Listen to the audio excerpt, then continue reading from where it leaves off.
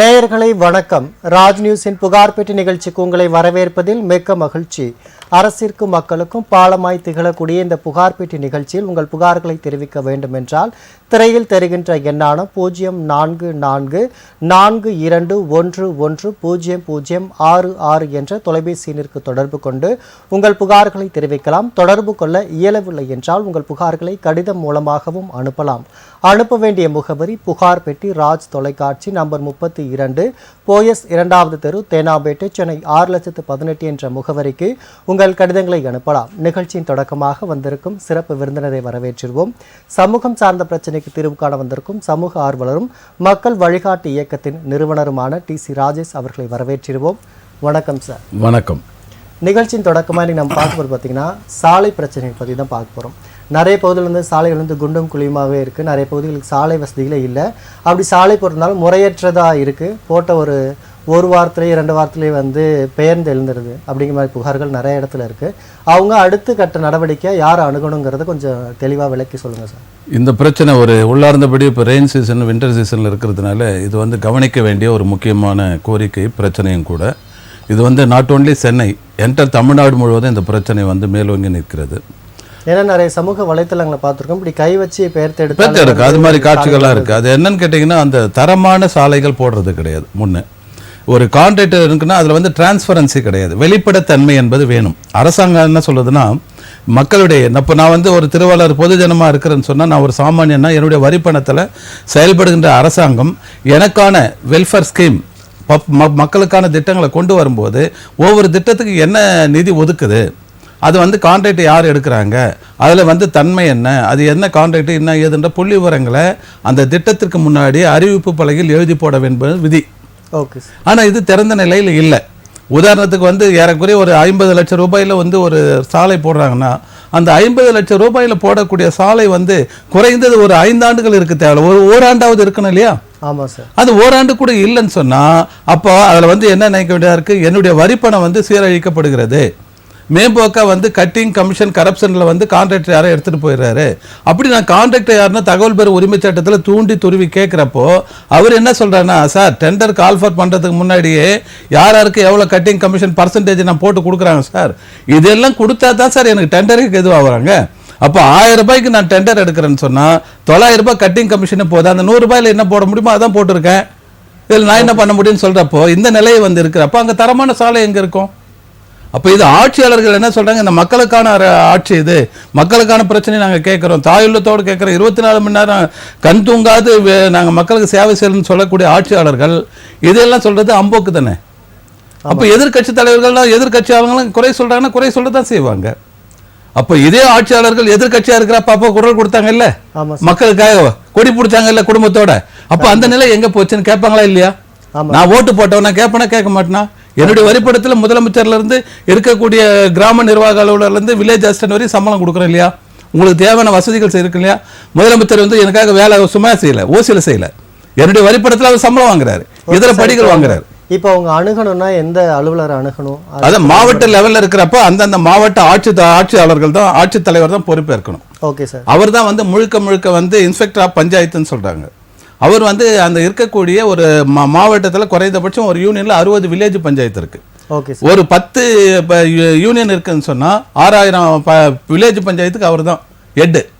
அதே போல் எந்த துறை இருந்தாலும் அதுதான் அவர் தான் பொறுப்பானவர். அதுக்கு தான் அவர் வாரந்தோறும் பொதுமக்கள் குறை கேட்பு முகாம்னு ஒன்று நடத்துகிறாரு. அந்த முகாமில் கொடுக்கக்கூடிய மனுக்கள் வந்து எக்ஸிக்யூட் பண்ணணும், செயல்படுத்துறது இல்லையே. இப்போது விவசாயிகளுக்கு ஒரு குறை தீர்ப்பு முகாம் நடத்துகிறார் மாவட்ட ஆட்சித்தலைவர். அதே போல் மாவட்ட காவல் கண்காணிப்பு புதன்கிழமை தோறும் மக்கள் குறை தீர்ப்பு நடத்துறாரு. இது தவிர மக்களுடன் முதல்வர் நடத்துறாங்க, உங்கள் ஊரில் முதல்வர்னு போடுறாங்க. தொடர்ந்து பேசலாம். அழைப்பாளர் வந்திருக்காங்க. நிகழ்ச்சியோட முதல் அழைப்பாளர். வணக்கம், உங்க பேர் சொல்லுங்க. பேர் சுப்பிரமணியம் சார். உங்க மாவட்டம் சொல்லுங்க. என்ன புகாருங்க? என்ன புகாருங்கய்யா? சார் இந்த தர பிரச்சனை தான் சார் நம்மளால போராடிட்டு வரேன். என்னங்க ஐயா புரியல? வீதி பிரச்சனை சார். ஓகேங்கய்யா, சரிங்கய்யா சரிங்கய்யா. இதுக்கு எங்க புகார் கொடுத்துருக்கீங்க இதுக்கு முன்னாடி? எல்லா இடத்துலையுமே கொடுத்துருக்குறேங்க சார். ஓகே, அப்படியே இருங்க. உங்களுக்கான தீர்வுக்கான வழிகளை நம்முடைய வந்து TC ராஜேஷ் சார் அவர்கள் வழங்குவார். சுப்பிரமணிய ஐயா, நீங்க எந்த பஞ்சாயத்து சார்? நான் சேலம் மாவட்டம் சார். சேலம் மாவட்டம் எந்த யூனியன்? நங்கவல்லி யூனியன். நங்கவல்லி யூனியன்ல எந்த கிராமம்? அவத்தூர் கிராமம் சார். அவத்தூர் கிராமம். சரி, இந்த தெரு பிரச்சனை என்ன பிரச்சனை உங்களுக்கு? தெருவில் எத்தனை குடும்பங்கள் இருக்கு அந்த தெருவில்? சார் எல்லாம் இங்க வந்து லாஸ்டா வீட்டு இருக்குதுங்க சார். அதுல என்ன பிரச்சனை? தெருவே இல்லையா உங்களுக்கு? பொதுப்பாதை இல்லையா, இல்ல வந்து காங்கிரீட் அல்ல தார் ரோடு போடணுமா, இல்ல வேற என்ன பிரச்சனை இருக்கு? பொது பாதையே இல்லைங்க சார் எங்களுக்கு. பொது பாதை இல்லாத எத்தனை வருஷமா நீங்க பயன்பாட்டுல இருந்துட்டு வரீங்க? நாங்க ஒரு 40 வருஷமா இருக்கிறோங்க சார். பொது பாதை இல்லைன்னா உங்களுக்கு மட்டும் தனி வீட்டுக்கு பொது பாதை இல்லையா, இல்ல உங்க பகுதியில வீதியில இருக்கவங்களுக்கு பொது பாதை இல்லையா? எங்க வீட்டுக்கு மட்டும் இல்லைங்க சார். உங்க வீட்டுக்கு மட்டும் இல்லைன்னா நீங்க வந்து தனியார் இடத்துல வீடு கட்டிருக்கீங்களா? இல்லைங்க சார், ரத்த புறம்போக்கு தான். நத்தம் புறம்போக்குன்னா உங்களுக்கு நீங்க வீட்டு வரி தீர்வை எல்லாம் கட்டுறீங்களா பஞ்சாயத்துக்கு? எல்லாமே இருக்குதுங்க சார் கட்டிக்கலாம். அப்ப மின் இணைப்புலாம் வாங்கியிருக்கீங்களா? நான் புதிய 50 வருஷமா இருக்கிறேன் சார். 50 வருஷமா உங்க ஒரு வீட்டுக்கு மட்டும் ஏன் போட மாட்டேன்னு சொல்றாங்க? என்ன பதில் சொல்றாங்க? பதில் சொல்றாங்க சார், ஒரு பக்கம் தடை இருந்துச்சு, அதெல்லாம் சேர்த்து ஆக்கிரமிச்சு வீடு கட்டிக்கிட்டாங்க. நங்கவல்லி பிடிஓ என்ன சொல்றாருங்க? வீடியோலாம் நாங்க அவங்க பார்க்கலாம் தான் சொல்றாங்க. அப்படியா? இது வரைக்கும் அது நடவடிக்கை எதுவும் எடுக்கல? இப்பதான் சார் எல்லாம் பஞ்சாயத்துல சொல்லி பஞ்சாயத்துல தீர்மானம் போட்டாங்களா? நீங்க 50 வருஷமா இருக்கீங்க, 50 வருஷத்துல வந்து 10 நிர்வாகம் மாறி இருக்கு இல்லையா? மாறி சார். இந்த தடவை ரொம்ப முயற்சி பண்ணி உங்க கால் பண்ணி சொல்லி அப்புறம் இந்த மாதிரி பஞ்சாயத்துல எழுதி விட்டுறாங்க சார். சரி சரி, நாங்க அந்த ஆக்கிரமிச்சு எடுத்துறோம் அப்படின்னு.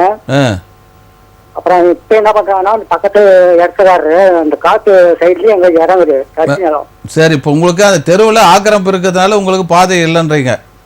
ஆமா சார். அந்த ஆக்கிரமிப்பு அடக்கிறதுக்கு உங்களுக்கு வந்து தாலுகா ஆபீஸ்ல அங்க எந்த தாலுகா உங்களுக்கு?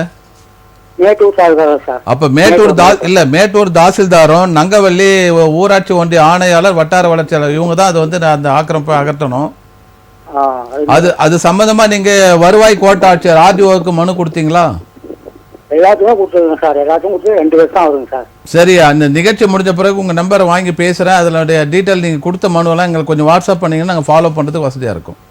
சரிங்க சார். ஓகே, நன்றி, வணக்கம். ஓகேங்க, நிகழ்ச்சிக்கு அழைத்தமைக்கு நன்றி. தொடர்ந்து நிகழ்ச்சியோட இணைந்திருங்கள் சார். நம்ம இப்போ வந்து அந்த சாலை பிரச்சனை. ஆமா, இந்த சாலை பிரச்சனைகள்லாம் வந்து மாவட்ட அளவில் வந்து 3 செட்டப் இருக்கு. கிராம லெவலில் வந்து பஞ்சாயத்து, அதுக்கடுத்துல பிளாக் லெவலில் பஞ்சாயத்து யூனியன், அதுக்கு அடுத்து டிஸ்ட்ரிக்ட் லெவலில் வந்து மாவட்ட நிர்வாகம். இந்த 3 அடுக்குமுறை தான். இந்த 3 அடுக்குமுறையில் தான் வந்து பஞ்சாயத்தும் சரி, யூனியனும் சரி, டிஸ்ட்ரிக்டும் வேலை செய்கிறாங்க. அப்போது ஒரு சாலை போதுன்னா அது பஞ்சாயத்துக்கு உட்பட்ட சாலை, கிராம சாலைகள் சொல்லுவாங்க. அந்த பஞ்சாயத்து நிர்வாகம் அவங்க மட்டும் அதை பராமரிக்கணும், புனரமைக்கணும். சிலது யூனியன் சாலைன்னு இருக்கும். யூனியன் சாலைன்னா ஒரு கிராமத்துலேருந்து 3 கிராமம் கடந்து போகிறது. Okay sir. அந்த 3 கிராமம் கடந்து போகிறப்ப இந்த பஞ்சாயத்துக்கு ஒரு பிட்டு, அந்த பஞ்சாயத்துக்கு ஒரு பிட்டுன்னு போட்டி வரும். அப்ப அந்த நிலையில வந்து அந்த யூனியன் வந்து ஊராட்சிகள் எல்லாமே வந்து குறிப்பிட்ட ஊருக்கு ஒரு தலைவர் இருப்பாங்க, அது வரைக்கும் ஒரு சாலை, அது வரைக்கும் ஒரு சாலை போடுவாங்க. அதுல போட்டியா இருக்கும். எங்களுக்கு ஃபண்டு இல்லைங்க, அது யூனியன் சாலைன்னு சொல்லிட்டு போடுவாங்க. அப்படியே ஒன்ற நிலையில வந்து அங்க இருக்கிற மாவட்ட ஆட்சித்தலைவர், அங்க இருக்கக்கூடிய வட்டாட்சியர், கோட்டாட்சியர் எல்லாம் கள பார்வையிட்டு இந்த ஜாகிரபியா பாக்குறப்ப வந்து புவியியல் வந்து எப்படி வருது என்னன்னு முடிவெடுத்து அவங்க ஸ்பெஷல் கேர் எடுத்து பண்ணணும். இந்த நிலையில அதுக்கு அடுத்தது மாவட்ட லெவல்ல போகுதுன்னு சொன்னா அது வந்து ஸ்டேட் ஹைவேஸ்னு இருக்கு, மாநில நெடுஞ்சாலைத்துறை இருக்கு, சென்ட்ரல் கவர்மெண்ட் நேஷனல் ஹைவேஸ் இருக்கு. ஓகே சார், தொடர்ந்து பேசலாம். அழைப்பாளர் வந்திருக்காங்க. வணக்கம், உங்க பெயர் சொல்லுங்க. Sir Muthazhagu sir. என் முத்தழகு. எந்த மாவட்டங்க? என்ன புகார்? நான் இப்ப இருக்கிறது வந்து சேலம் மாவட்டம் சார். சரிங்க ஐயா. திருச்சி மாவட்டத்துல வந்து இடம் இருக்குங்க. திருச்சி மாவட்டம் துறையூர்ல வந்து இருக்குங்க. சரிங்க ஐயா.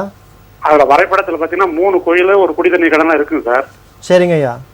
அதுல வந்து பாத்தீங்கன்னா அந்த இடத்தெல்லாம் ஆக்கிரமி பண்ணிட்டு வெறும் 13 சென்ட், அதாவது அவருடைய வரைபடத்துல பாத்தீங்கன்னா சுத்தி 107, 108 இப்படி சுத்தி நல்லாவே இருக்குங்க சார்.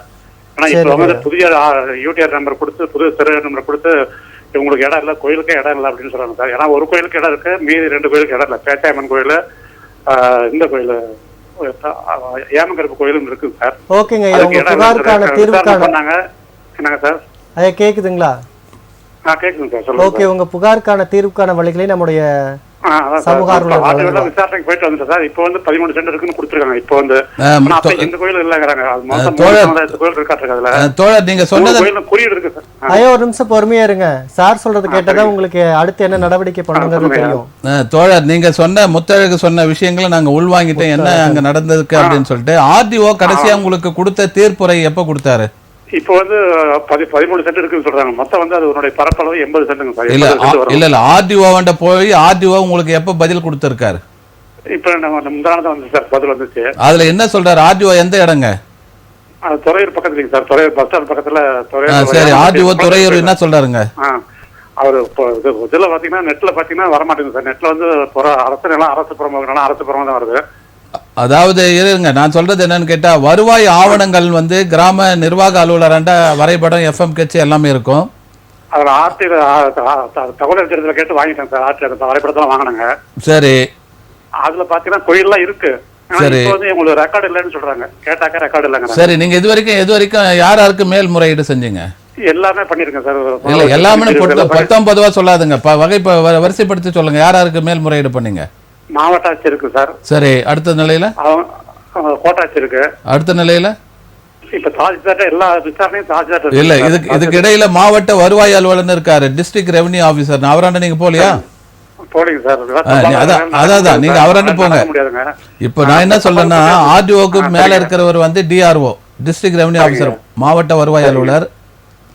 அவருக்கு ஒரு அப்பீல் போங்க. அதே போல சென்னையில வந்து நில நிர்வாக ஆணையாளர், லேண்ட் ரிஃபார்ம் கமிஷனர் இருக்காரு, அவருக்கு நீங்க மேல்முறையீடு போங்க. ஆணையாளர் நில நிர்வாக ஆணையரகம், எழிலகம், சேப்பாக்கம், சென்னை 6,05,000. இல்லைங்க, வரைபடத்துல எல்லாம் கரெக்டா இருக்கு சார். வேற யூடிஆர் புதுசா நம்பர் கொடுத்து பத்திரத்தை பண்ணிருக்காங்க. அதாவது ஐயா, நீங்க இல்லைங்க, உங்களுடைய ஆவணங்கள் எல்லாம் வருவாய்த்துறை தான் உங்களுக்கும் கரெக்டா இருக்குது. ஆனா வந்து போலியா வந்து டாக்குமெண்ட் பண்ணிருக்காங்கன்னு சொல்றீங்க இல்லையா? அதுக்கு வந்து சூப்பரண்டா போலீஸ் மாவட்ட காவல் கண்காணிப்பாளருக்கு ஏன் லேண்ட் கிராஃபிங் நீங்க இது பண்ணல? நில மோசடி வழக்கு ஏன் பதிவு பண்ணல? இல்லங்க, நான் இவங்க முதல்ல இவங்க என்ன சொல்றாங்கன்னு பாத்துக்கிட்டு தான் அப்புறம் பண்ணலாம்ங்க. இல்ல பண்ணிட்டு இருக்காங்க. இல்ல சைமல்டேனியஸ் நீங்க வர புதன்கிழமை உங்க மாவட்ட காவல் கண்காணிப்பாளருக்கு நில மோசடி வழக்கா நீங்க பதிவு பண்ணி ஒரு புகாரை கொடுங்க. அப்படி போக முடியலனாலும் பதிவு தபால் ஒப்புதலுடன் அனுப்புங்க. உங்களுடைய ஆவணங்களும் வருவாய்த்துறை ஆவணம் கரெக்டா இருக்கிறப்ப வந்து உங்களுக்கு குறைந்த பட்சத்துல கணக்கு காட்டுறதுக்காக நீங்க வந்து நில நிர்வாக ஆணையாளர். எனக்கு வந்து இடமே தெரியாது. நான் 62 வச்சிருக்காங்க பத்திரத்துல. அப்ப உங்களுக்கு எந்த இடத்துல உங்க நிலம் இருக்குன்னு இது வரைக்கும் தெரியாது? கோயில் இருக்குங்க சார். கோயில் இருக்கு, ரெக்கார்டு இல்லைங்கிறாங்க. அதாவது இல்லையா, நீங்க வந்து ஃபீல்டுக்கு போய் பாத்தீங்களா? போய் பார்த்தேன் சார். கோயிலா இருக்குங்க. கோயில் இருக்குங்க. உங்க இடம் எங்க இருக்குன்னு தெரியுமா உங்களுக்கு? தெரியும் சார். இடம் தெரியும் சார். இப்ப தானே சொல்றீங்க இடம் தெரியல எனக்குன்னு சொன்னீங்க. இல்ல சார், இடம் தெரியலன்னா இடம் இருக்குது. ஏன்னா அவங்க எனக்கு முன்னாடி தெரியாதுல்ல, அது பத்திரமா இருக்குது, எங்களுக்கு தெரியாது. இல்ல நீங்க காவல்துறைக்கு புகார் பண்றதுக்கு நீங்க ஏன் பயப்படுறீங்க? இல்ல இவங்களே முடிச்சு தருவாங்க தான் சார். கண்டிப்பா முடியாதுங்க. கண்டிப்பா முடியாது. நீங்க அப்பீல் போட்டது மாவட்ட லெவல்லயே நீங்க டிஆர்ஓக்கு விட்டு இருக்கீங்க. அதே போல மாநில லெவல்ல நில நிர்வாக ஆணையாளருக்கு புகார் பண்ணுங்க. அவங்க தேவையான நடவடிக்கை எடுப்பாங்க. உங்களை என்கொயரிக்கு கூப்பிடுவாங்க. இதுக்கிடையில நீங்க மாவட்ட காவல் கண்காணிப்பாளர் புதன்கிழமை குறை கேட்பு நாள்ல நீங்க புகார் மனு கொடுக்கறது உங்க பக்கம் சேஃப் அண்ட் செக்யூரிட்டியா இருக்கும். ஓகே, நன்றி. ஓகேங்க, நிகழ்ச்சிக்கு அழைத்தமைக்கு நன்றி. தொடர்ந்து நிகழ்ச்சியோட இணைந்திருங்கள் சார். நம்ம வந்து மாநில சாலைகள், தேசிய நெடுஞ்சாலை, ஆமா, இப்படி கேட்டகரி வைஸா இருக்கு. அப்படி இருக்கிறப்ப வந்து இந்த படிநிலைகள் நம்ம மக்களுக்கு தெரியுதில்லை, பப்ளிக்கு தெரியுதில்லை. அதே போல அது சம்பந்தப்பட்ட சார்ந்த துறைகளும் வந்து இந்த அளவுக்கு இருக்குதுன்னு சொல்றது கிடையாது. அதாவது பீப்புள் சார்ட்னு ஒன்று அரசு துறையில இருக்கு. ஓகே சார், ஒரு மாவட்டத்திலேருந்து இன்னொரு மாவட்டத்துக்கு சாலை அமைக்கணும் இல்லை நெடுஞ்சாலை அமைக்கணும்னா அதில் என்னென்ன துறைகள் வந்து ஈடுபடுறாங்க சார்? இப்போ அதில் வந்து வருவாய்த்துறை வரும், பொதுப்பணித்துறை வரும், அதே போல் வந்து ஊரக வளர்ச்சித்துறை வரும், நெடுஞ்சாலைத்துறை வரும், தேசிய நெடுஞ்சாலைத்துறை, இத்தனையும் வந்து கம்பேர் ஆகும். காரணம்னு கேட்டால் டிஸ்ட்ரிக்ட் வைஸ் போகிறப்போ அது வந்து ஒரு பொது சாலை கடந்து போக வேண்டியது இருக்கலாம், பொது இடத்தை கடந்து போகலாம், அல்லது வந்து நீர்நிலைகளை கடந்து போக வேண்டியதாக இருக்கலாம். அப்படின்றப்போ வந்து நான் சொன்ன இந்த மேற்கொண்ட டிபார்ட்மெண்ட்லாம் இன்வால்வ் ஆகும். அப்போ இந்த டிபார்ட்மெண்ட்டினுடைய நிலைமை வந்து மக்களுக்கு தெரியாது இல்லையா? இது ரோடு யார் போடணும், ரோடு வந்து அரசாங்கம் தான் போடணும், 19 தான் அவங்களுக்கு தெரியும். இதில் இந்தந்த துறைகள் வந்து இன்வால்வ் ஆகிருக்குன்றது தெரியாது. இதை பட்டவர்த்தனமாக தெளிவுபடுத்த வேண்டிய கடமை யாருக்கு இருக்கு? அரசாங்கத்துக்கு இருக்கு. அந்த அரசாங்கம் அதை தெளிவுபடுத்துறது இல்லை. எப்போ ஒரு கான்ட்ராக்ட் விடுறது அதை டிரான்ஸ்பரன்சியாக அறிவிப்பு போட்டு என்ன டெண்டர் ஏதுன்னு சொல்ல மறுக்க கிடையாது அந்த அரசாங்கம். இதையெல்லாம் சொல்லணும் இல்லையா? ஆமாம் சார். அப்படி சொல்லலைன்னா எப்படி மக்களுக்கு தெரியும்? திருவாளர் பொதுஜனங்களுக்கு தெரியாது போய்டும் இல்லையா? அப்போ ஏதோ அரசாங்கத்தில் ஏதோ கான்ஃபிடென்ட்டாக ரகசியமாக செயல்படுற மாதிரி தானே இருக்கு. இதெல்லாம் கவர்மெண்ட் ரகசியம். அழைப்பாளர் வந்திருக்காங்க. வணக்கம், ராஜ் நியூஸின் புகார் பெட்டி நிகழ்ச்சி. உங்கள் பெயர் சொல்லுங்க. யோகீஸ்வர ராவ் சார். என்னங்க புரியல? யோகீஸ்வர ராவ். எந்த மாவட்டங்கய்யா? சென்னை மாவட்டம் சார், மத்திய சென்னை மாவட்டம் சார். என்ன புகாருங்க ஐயா? பிக் ஜாம் புயலுக்கு நிவாரண நிதி வரல சார். 19/12/23 இது வரைக்கும் வரல. இது குறித்து எல்லா இடத்துலயும் மனு கொடுத்தீங்களா? மனு இது கார்பரேஷன் கொடுத்தேன், அதெல்லாம் போயிடுச்சுங்கன்னுட்டாங்க. இதெல்லாம் க்ளோஸ் ஆகி போச்சுன்னுட்டாங்க. சார் நீங்க சென்னை நகர். ஐயா யோகேஸ்வர ராவ், நீங்க மத்திய சென்னையில எந்த பகுதியில் இருக்கீங்க? வில்லிவாக்கம் சார். வில்லிவாக்கத்துல இருக்கீங்க. வில்லிவாக்கம்னா உங்களுக்கு கார்பரேஷன்ல வருதா, அது திருவள்ளூர் மாவட்ட நிர்வாகம்? கார்பரேஷன் தான் சார். எத்தனாவது டிவிஷன்? 95 சார். 95வது டிவிஷன். என்னன்னு கேட்டீங்கன்னா, திட்டம் என்பது அந்த குறிப்பிட்ட கால வரைக்குள்ளதான் இருக்கும்.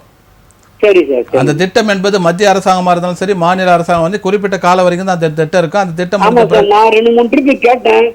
வருங்க வருங்க வருங்க. இல்ல இல்ல இல்ல, வருங்க வருங்க என்பது உங்களை வந்து இன்று போய் நாளை வான்னு அலைக்கழிக்கிறது. அதை நம்பாதீங்க. அந்த திட்டம் முடிஞ்சு போச்சு. இனிமேல் நீங்க வந்து பிரதமருக்கே மனு கொடுத்தாலும் சரி, ஜனாதிபதிக்கே மனு கொடுத்தாலும் அது திட்டம் முடிஞ்சு போச்சுன்னு சொல்லிடுவாங்க. அதனால நீங்க அதுக்காக நீங்க மனு போடுறது, மெனக்கடுறது, நேரத்தை செலவு பண்றதை தவிர்த்து விடுங்க. ஆமா ஆமா. எனக்கு வண்டி வரல சார், எல்லாரும் வந்தது. அதான் அந்த சம்பந்தப்பட்ட அங்க இருக்கக்கூடிய மாநகராட்சி மண்டல அலுவலர், உதவி ஆணையாளர் இருக்கார் இல்லையா, அவர் தான் அது பதில் சொல்லிருக்கணும். அப்படி இல்லைன்னா மாநகராட்சியில் இருக்கக்கூடிய வருவாய் அலுவலர் சொல்லணும், ரெவன்யூ ஆபீசர், ஆர்ஓ. அவங்க 2 பேரும் உங்களுக்கு பதில் சொல்ல. நீங்க கொடுத்த மனுவுக்கு இந்த திட்டம் முடிஞ்சதுன்னு ஒரு 4 வரி கடிதாசி போட்டிருந்தா நீங்க இவ்வளவு தூரம் போறது. அரசாங்கம் செய்யக்கூடிய தவறு இதுதாங்க. திருவாளர் பொது ஜனங்கள் கொடுக்கக்கூடிய கோரிக்கை புகார் மனுக்களுக்கு எழுத்து மூலமான பதில் தருவது 100% இல்லை என்று உங்கள் சார்பில் நான் புகார் பட்டியல பதிவு பண்றேன். Okay sir, okay sir. நன்றி. அதுதான் சார் ராஜ் டிவில சொல்றது, வேற எந்த டிவி நான் பார்க்க மாட்டேன். நன்றி நன்றி ஐயா. உங்களை போல சாமானியான மக்களுக்காக தான் இந்த புகார் பெட்டி நிகழ்ச்சியை இந்த நிறுவனம் நடத்துறாங்க. ராஜ் டிவி தான் பார்ப்பேன் சார். நன்றி நன்றி நன்றி ஐயா. உங்களுடைய ஒத்துழைப்பு ஆதரவுக்கு நன்றி. ஓகேங்க ஐயா, நிகழ்ச்சிக்கு அழைத்தமைக்கு நன்றி. தொடர்ந்து ராஜ் தொலைக்காட்சியை பார்த்துட்டு இருங்க. மற்றொரு காலத்தில் பேசணும். ஓகே, நன்றிங்க ஐயா. சார், நம்ம தேசிய நெடுஞ்சாலையை பற்றி பார்த்துருந்தோம். அப்போ டோல் பூத்துங்கிறதெல்லாம் வருது. அந்த ஒரு டோல் பூத் அமைச்சாங்கன்னா எத்தனை வருஷத்துக்கு சார் அது வந்து? அதான் அது அந்த டோல் பூத்தில் வந்து எந்தெந்த வாகனத்துக்கு எவ்வளோ கட்டணம் என்பது மட்டும் கண்ணும் கருத்துமாக ஹிந்தியில், நேஷனல் லாங்குவேஜில், தமிழில் எல்லாத்துலையும் போட்டு வச்சுருப்பாங்க. தமிழில் நான் இது வரைக்கும் பார்க்கல, இங்கிலீஷ் அண்ட் ஹிந்தியில் தான் இருக்குது. ஆனால் அது சம்மந்தப்பட்ட அலுவலர் யார், அந்த கிரிவன்ஸ் ஆஃபீஸர் யார், புகார் பதிவு பண்ணுறது யார் அப்படின்ற விவரங்கள் அங்கே இல்லை. அப்போது என்னுடைய வரிப்பணத்தில் அந்த டோல் ஃபீ மட்டும் வாங்குறதுக்கு கண்ணும் கருத்துமாக இருக்கக்கூடிய இந்த மத்திய அரசாங்கம் ஒரு குறிப்பிட்ட பகுதியில் இப்போ சாலையில் போட்டாங்கன்னா அங்கே ஒரு டோல் பூத் வச்சாங்கன்னா இது இத்தனை வருஷத்துக்கு மட்டும்தான் இந்த இடத்துல இருக்கும் அப்படிங்கிற மாதிரி ஏதாவது இருக்கு? அவங்க சொல்றது என்னன்னு கேட்டால் குறிப்பிட்ட இது 10 ஆண்டுகளுக்கு மட்டும் தான் சொல்றாங்க. ஆனால் அது 10 ஆண்டுக்கு மேலே இருக்கு, 1/4 நூற்றாண்டுக்கு மேலே வசூல் பண்ணிட்டு இருக்காங்களே. அப்போ இது எந்த விதத்தில் நியாயம்? இப்போ இது தகவல் பெறும் உரிமை சட்டம் போல என்ன போல தகவல் ஆர்வலர்களோ இல்லை சமூக ஆர்வலர்களோ வந்து கேட்குறப்ப வந்து அது தெரியுது எந்த அலுவலர் இருக்காரு, இவர் வந்து மாநில லெவல் அதிகாரி யார், மாவட்ட லெவல் அதிகாரி யார் நமக்கு தெரியும். அதை நம்ம கேட்குறப்ப அந்த டீட்டெயில் மட்டும் கொடுத்துட்றாங்க. இப்போ அங்கே ஒன்று இங்கே ஒன்று தானே இருக்குது. ஆமாம், அங்கே வாகன ஓட்டிகளுக்கு ஏன் அவங்களுடைய ரீஜனல் லாங்குவேஜில் இது தெளிவாக எழுதி போடலை? உங்களுக்கு இந்த சாலையை கடக்கிறப்ப உங்களுக்கு ஏதாவது பிரச்சனை இருந்தால் இந்த புகாருக்கு நீங்கள் இது பண்ணுங்க, இந்த அலுவலரை கான்டாக்ட் பண்ணுங்கன்னு ஏன் எழுதி போடலை? அப்போது திருவாளர் பொது ஜனங்களும் அதை கடந்து செல்கின்ற வாகன ஓட்டிகளும் இதை வந்து அந்த நிர்வாகத்துக்கு கேள்வி கேட்க திராணியற்ற நிலையில் தானே இருக்காங்க. ஆமாம் சார். அப்போ அது திராணியற்ற நிலையில் இருக்கிறப்போ நம்ம போய் ராஜ்டிவி புகார் பட்டியல் இன்றைக்கி நம்ம டிரான்ஸ்ஃபர் எல்லாம் சொல்கிறோம். இது அரசாங்கம், இது பார்வையிடுற அரசாங்கமும் செவிமடுக்கிற அலுவலர்களும் செயல்படுத்தணும் என்பது தான் நம்முடைய தாழ்மையான வேலை. ஓகே சார், தொடர்ந்து பேசலாம். அழைப்பாளர் வந்திருக்காங்க. வணக்கம், ராஜ் நியூஸின் புகார் பெட்டி நிகழ்ச்சி. உங்கள் பெயர் சொல்லுங்கள். வணக்கங்க சார், நம்ம பேர் ஈஸ்வரமூர்த்தி. எந்த மாவட்டங்க, என்ன புகார்? திருப்பூர் மாவட்டங்க, தாலுகா. சரிங்க ஐயா, என்ன புகார்? நம்ம தோட்டத்துக்கு வண்டிப்பாதை இருக்குங்க, அந்த வண்டிப்பாதை குளத்தை ஒட்டிங்க. கவர்மெண்ட் லேண்ட் தாங்க. நம்ம தோட்டத்துக்கு முன்னாடி இருக்கிறவங்க அந்த வண்டிப்பாதை அந்த குளம் எல்லாத்தையும் ஆக்கிரமிச்சிட்டாங்க. சரிங்க ஐயா. அது தொடர்ந்து நாங்க மனு கொடுத்துட்டு கலெக்டர் நேர்ல போய் பார்த்து இருந்தாலும் ஆக்ஷன். ஈஸ்வரமூர்த்தி எந்த தாலுகா? திருப்பூர் தெற்கு தாலுகா. திருப்பூர் செவந்தம்பாளையம் தானே? ஆமாங்க சார். அங்க வந்து தாசில்தாரை எப்ப போய் பாத்தீங்க நீங்க? நேத்து உங்களின் முதல்வர் திட்டம் கூட இருந்துச்சுங்க சார். நேத்து ஆமா, நேத்து வந்து திருப்பூர் மாவட்டத்துல தெற்கு வட்டத்தில் தான் நேத்து நடந்தாங்க. நேத்து 4, 5, 6 இங்க அதுல கலந்துட்டாங்க. உங்க மாவட்ட ஆட்சித்தலைவரும் கலந்துக்கிட்டாரு. ஆமாங்க சார். அதுல நீங்க மனு கொடுத்தீங்களா? ஆமாங்க சார், தொடர்ந்து 4 வருஷமா கொடுத்துட்டே இருக்கேங்க. அந்த நேத்து நடந்த முகாம்லையும் கூட மனு கொடுத்துருக்கேங்க. அது என்ன சொல்றாங்க உங்களுக்கு பதில்? பதில் வந்து அடுத்தடுத்து நாங்க ஆக்ஷன் எடுக்கிறேன்னு சொல்லிதான் சொல்றாங்க சார். பட் ஆனா அதுக்கு அடுத்து நம்ம வந்து பார்க்கும்போது அதுக்கான ஆக்ஷனே எதுவுமே இல்லைங்க. எழுத்து மூலமா இதுக்கான பதில் தராங்களா? இல்லைங்க சார், எழுத்து மூலியமா இல்லைங்க, எல்லாமே வந்து வாய்மொழியே சொல்றாங்க. அதுக்கான அக்னாலஜ்மெண்ட் கார்டுமே கொடுக்குறாங்க பெட்டிஷன் கொடுத்தா. ஒன்று செய்யுங்க ஈஸ்வரமூர்த்தி, நான் வந்து அங்கே ஞாயிற்றுக்கிழமை அங்கே பெருமாநல்லூரில் ஒரு ஆர்டிஐ ட்ரைனிங்காக வரேன். ஓகேங்க சார். திங்கட்கிழமை நான் காலையில் 8 மணிலேருந்து அங்கே கலெக்டர் ஆஃபீஸில் இருப்பேன். சரிங்க சார். நீங்கள் தயவு செய்து திங்கட்கிழமை வாங்க, இதுக்கு ஒரு முடிவு கட்டிடலாம். ஓகேங்க சார். நான் நிகழ்ச்சி முடிஞ்ச பிறகு உங்கள் செல்பேசி என்னை வாங்கிட்டு நான் சொல்கிறேன் எப்போன்றது. சரியா? ஓகேங்க சார். ஓகே, நன்றி. ஓகேங்க, நிகழ்ச்சி கலைத்தமைக்கு நன்றி. தொடர்ந்து நிகழ்ச்சியோடு இணைந்திருங்கள். டிசி ராஜேஷ் சார், நம்ம வந்து மற்றொரு விஷயம் பார்க்க போகிறோம். அதாவது இப்போ நம்ம அரசு அதிகாரிகளை வந்து குறை சொல்லிட்டே இருக்கோம், ஆனால் அவங்களுக்குமே நிறைய இன்னல்கள்லாம் இருக்குது. அதை பற்றி கொஞ்சம் தெளிவாக. அரசு அதிகாரிகளை குறை சொல்லுவது என்பது நம்முடைய நோக்கம் கிடையாது, கொள்கை கோட்பாடும் கிடையாது. காரணம் என்னன்னு கேட்டால், எனக்கான அரசு அலுவலர் அவர் வந்து சாதாரண வில்லேஜ் அசிஸ்டன்ட்லேருந்து கலெக்டர்லேருந்து சீஃப் செக்ரட்டரி வரைக்கும், ஈவன் தோ சீஃப் மினிஸ்டர் வரைக்கும், டெப்டி சிஎம் வரைக்கும் எனக்கான வேலையாட்கள், பப்ளிக் சர்வெண்ட். அவங்க பொதுமக்களுக்கு சேவை செய்யக்கூடிய அதிகாரிகள். எப்படி தகவல் பெறும் உரிமை சட்டத்தில் அரசனுடைய நிதி 1 ரூபாய் வாங்கினா கூட அந்த சட்டத்தின் கீழே அவங்கள கேள்வி சில இடத்துல வந்து அவங்க முழுமையாக வேலை செய்வது இல்லை சார். அது அரசியல் தலையீடுகள். அரசியல் தலையீடுகள்ன்ற வரப்போ ஒன்றும் பண்ண முடியாது. ஒரு உதாரணம் சொல்கிறேன் பாருங்க. நேற்று திருவண்ணாமலை மாவட்டத்தில் ஒரு தோழர் வந்து ஆர்டிஐயில் தகவல் கேட்டு தன்னுடைய நிலத்தை அளக்கிறதுக்கு போகிறாரு. அப்போ அங்கே இருக்கக்கூடிய சர்வேயர் வராரு. பக்கத்தில் நிலத்தை ஆக்கிரம் பண்ணி டிஸ்டர்ப் பண்ணுறவர் ஒரு ரியல் எஸ்டேட்காரு. இவங்க போய் அளக்கிறப்ப வந்து சம்மந்தப்பட்ட அந்த ரியல் எஸ்டேட்டை வந்து டாட் போட்டு சத்தம் போடுறாரு. இந்த ஆரையை விட்டுட்டு போயிட்டார். இந்த சர்வேயர் அதை அளவையே பண்ணாமல் போயிட்டார். அப்போது அந்த சர்வேயருடைய கடமை என்னன்னு கேட்டால், தன்னுடைய கடமையை செய்ய போது கடமையை செய்ய விடாமல் தடுக்கிறாங்கன்றது அந்த சம்பந்தப்பட்ட அலுவலர் வந்து அங்கே இருக்கக்கூடிய தொடர்புடைய காவல் நிலையத்தில் புகார் பதிவு செய்ய வேண்டும். அவர் கடமையை செய்ய மறுக்கிறார். அப்போது அங்கே வந்து என்னன்னு கேட்டால் லஞ்ச லாவண்யம் அங்கே தலைவிரித்து ஆடுது. ஓகே சார், தொடர்ந்து பேசலாம். நிகழ்ச்சிக்கு வந்திருக்கும் மற்றொரு சிறப்பு விருந்தினரை வரவேற்றுவோம். சட்டம் சார்ந்த பிரச்சனைக்கு தீர்வு காண வந்திருக்கும் சட்ட ஆலோசகரும் உயர்நீதிமன்ற வழக்கறிஞருமான தமிழ்வேந்தன் அவர்களை வரவேற்றிருவோம். வணக்கம் சார். வணக்கம். அழைப்பாளர் வந்திருக்காங்க, பார்ப்போம். உங்க பேர் சொல்லுங்க. என் பேர் மணிகண்டன் சார். எந்த மாவட்டம், என்ன புகார்? திருப்பூர் மாவட்டம். என்ன புகாருங்க ஐயா? வீடு லோன் வாங்கி கட்ட முடியலைங்க, கொஞ்சம் அது பிசினஸ் எல்லாம் லாஸ் ஆயிடுச்சுங்க. வீடு ஆர்டர் ஆகி போச்சுங்க. சரிங்க ஐயா, அதுக்கு என்ன பண்ணலாங்க சார்? ஓகே, உங்களுக்கான தீர்வுக்கான வழி நம்முடைய வழக்கறிஞர் அவர்கள் வழங்குவார். வீடு சிம்பாலிக் பொசிஷன்லாம் எடுத்துட்டாங்களா சார்? ஆமா சார், வீடு காலி பண்ண சொல்லி ஆர்டர் போட்டாங்க சார். ஒரு வருஷம் ஆச்சு, அவங்க டைம் கொடுக்குறாங்க. நம்ம சேல்ஸ் பண்ணி கட்டலாம் பார்த்தா முடிய மாட்டேங்க சார். இல்லை, இப்போ வீடு வந்து ஆக்ஷனுக்கு வந்துட்டா, லோனுக்கு வந்துட்டு இது ஆக்ஷனுக்கு வந்துட்டா இல்லை வீடு? ஆமா, ஆக்ஷனுக்கு வர்றா போறாங்க சார், வர்றேன்னு சொல்லிட்டேன் சார். ரைட்டு. இப்போ நீங்கள் டிஆர்டி கோர்ட்டுக்கு எதுவும் ஃபைல் பண்ணீங்களா இல்லையா? இல்லை, எதுவும் பண்ணல. இப்போ எவ்வளோ அவுட்ஸ்டாண்டிங் இருக்குது, எவ்வளோ கட்ட சொல்கிறாங்கண்ணா? இப்போ நான் வாங்கணும் 38 லட்சம் கட்ட சொல்றேன். வீடு இண்டிவிஜுவல் ஹவுஸ் எந்த ஊரில் இருக்கு வீடு? செட்டிபாளையம் தாராபுரம் ரோடு. ரைட்டு. இதுக்கு நீங்கள் இப்போ என்ன ஸ்டேஜில் இருக்குன்னு எனக்கு தெரியல. ஏன்னா வீட்டில் வந்து டோரில் நோட்டீஸ் எல்லாம் ஒட்டி அதெல்லாம் அந்த ப்ரொசீஜர்லாம் முடிஞ்சுட்டா? எல்லாம் முடிஞ்சுச்சா? ஆர்டர் ஆயிடுச்சுங்க. காலி பண்ண சொல்லியிருக்காங்க. நான் ஒரு டைம் கேட்டு சேல்ஸ் பண்ணி உங்களுக்கு அமௌண்ட் கட்டுறேன்னு. நம்ம ஒரு செலவு பண்ற காசு எல்லாம் அமௌண்ட் இல்லைங்க. என்ன சொல்கிறாங்க? அமௌண்ட்லாம் இல்லை செலவு பண்ணுறதுக்குங்கிற மாதிரி சொல்கிறேன். இல்லை, அப்படி இங்கே டிஆர்டி கோர்ட்டுக்கு வரலாம். இங்கே ட்ரிபுனல் கோர்ட்டு இங்கே ஸ்பென்சர் பிளாசாவில் இருக்குது. அந்த கோர்ட்டு எங்க சார்? சென்னையில் ஸ்பென்சர் பிளாசாவில் ட்ரிபுனல் கோர்ட் இருக்குது அதுக்கு. பட் இது எந்த ஸ்டேஜில் இருக்குன்னு எனக்கு தெரியல. நீங்கள் சொல்கிறது டிகிரி டிஸ்ட்ரிக்ட் கோர்ட் டிகிரி ஆகிருக்கா, என்ன ஸ்டேஜில் இருக்குன்னு எனக்கு தெரியல. அது பேப்பர்ஸ் பார்த்தா கொஞ்சம் சொல்லலாம். நீங்கள் பணம் கட்டுறதுக்கு முடியுமா? வில்லிங்கோட இருக்கீங்களா? இல்லை சார், அந்த அளவுக்கு பணம் கட்டி இப்போ பண்ண முடியாது. சேல்ஸ் பண்ணி தான் கொஞ்சம் கட்டணுங்க. இல்லை, இப்போ டிஆர்டி கோர்ட்டுக்கு வந்தால் பணம் கட்ட சொல்லுவாங்க. Okay sir. ஒரு 10 லட்ச ரூபா லோன் இருக்குன்னா ஒரு 2 லட்ச ரூபாயாவது கட்ட சொல்லுவாங்க உங்களை. கட்ட சொல்லிட்டு தான் கேஸை ஸ்டார்ட் பண்ண முடியும். அதை அங்கே பேசி அது பண்ணுவாங்க. அப்படி இல்லைன்னா ஆக்ஷனில் வீடு ஏலத்துக்கு போகுதுன்னா ஏலத்தை வாட்ச் பண்ணியிருந்து நீங்கள் ஏலத்தில் கலந்துக்க முடியாது. வேறு வழி இல்லை. ஏலத்தில் நீங்கள் கூட கலந்துக்க முடியாது. உங்களோட ஏஜென்சி யாராவது கலந்து அந்த வீட்டை எடுத்துக்கலாம் ஏலத்தில். அதுதாங்க சார் அதில் மிக முக்கியமானது. இது உங்களுக்கு மட்டும் இல்லை, மற்ற பார்வையாளருக்கு நான் சொல்கிறேன்.